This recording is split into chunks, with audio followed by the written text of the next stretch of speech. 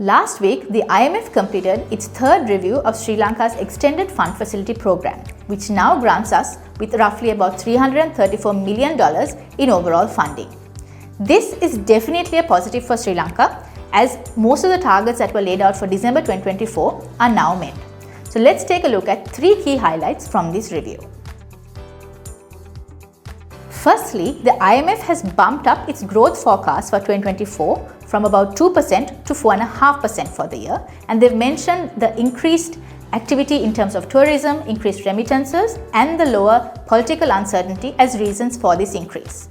For 2025 as well, they've increased their forecast once again from about 2.7% to 3%, but this is quite a bit below the government's target of 5% GDP growth for 2025. In terms of inflation, it expects it to start increasing slowly from the negative territory that we now see it in, owing to base effects, increased demand, and also the easing of import restrictions that have taken place. Secondly, on the debt exchange, most of it is actually now completed, with just a few outstanding creditors remaining to be finalized.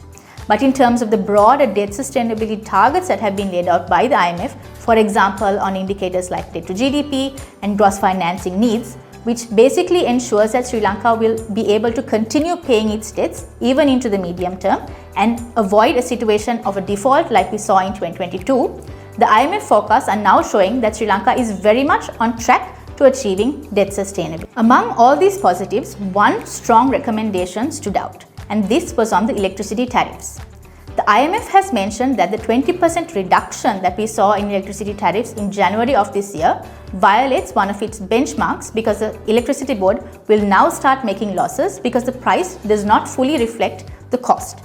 So it has urged the authorities to revert back to the cost recovery pricing formula in order to ensure that Sri Lanka does not deviate from its overall fiscal target. But overall, Sri Lanka's recent progress demonstrates a clear commitment to achieving macroeconomic stability and long-term debt sustainability as well. This positive momentum indicates that Sri Lanka is on the right track, particularly as it heads into the next IMF review, which will begin in April of 2025.